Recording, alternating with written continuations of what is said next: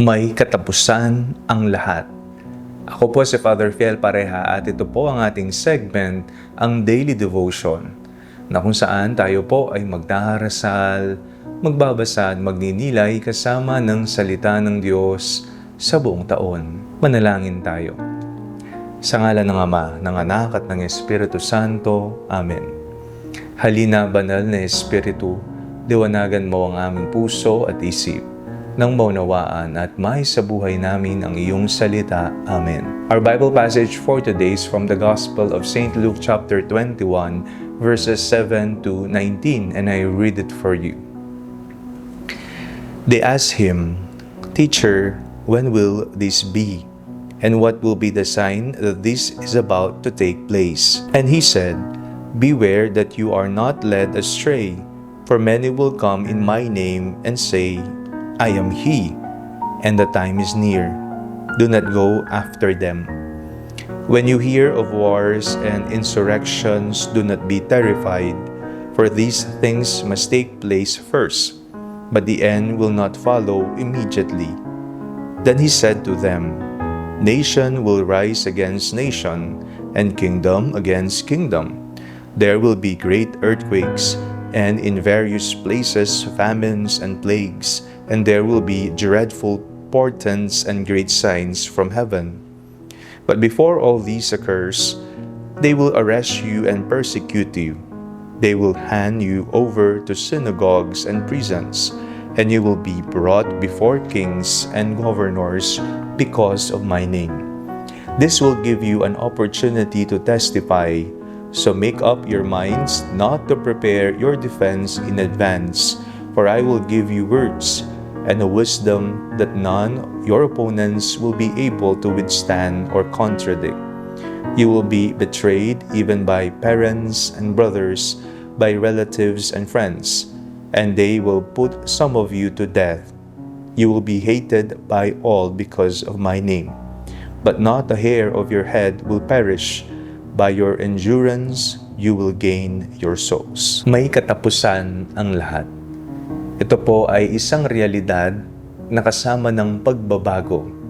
Kapag nagbabago ang isang bagay, ang klima o ang ating buhay, doon po mararanasan natin ang mga hindi kanais-nais na gustong maranasan ng tao. May paghihirap dahil nga nagbabago, mayroong mga bagay na hindi tayo sanay gawin, na naninibago nga tayo at ayaw na ayaw natin ang nahihirapan. Ngunit ang lahat ng ito ay kasama para sa pagbabago, para sa bukas, para sa ikagaganda ng buhay, para sa ikasasaayos ng ating pamumuhay, para sa ating personal na kabutihan. Ang katapusan ay hindi hadlang para maranasan natin ang pagbabago. Kung hindi sa bawat pagtatapos, may sisibol na bagong buhay. May sisibol na bagong bukas, may tutubo na bagong ikaw. Sa ating pong binasang Ebanghelyo, napakinggan po natin kung papaanong pinaalalahanan ng ating Panginoon ang pagdating ng paghahari ng Diyos na kasabay ng pagtatapos ng mundo. Pero kahit na maraming senyales ang sinabi ng Panginoon, ito ang sinabi niya, "Kasama ko kayo, hindi ko kayo iiwan. Nariyan ang Diyos. Nariyan ang pagdurusa, nariyan ang ipabibilanggo, ipapatawag ng mga nasa otoridad, nariyan ang mga pagpapanggap na sila ang Diyos, nariyan ang mga digmaan, panlulupig, pang-alipusta."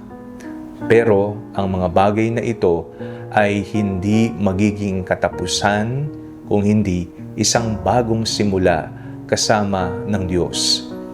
Maglalaho ang lahat, lilipas ang lahat, ngunit mananatili ang Diyos. Mananatili ang Kanyang pagmamahal sa ating lahat. Ihanda ang sarili, huwag magpatumpik-tumpik. Maging alerto din.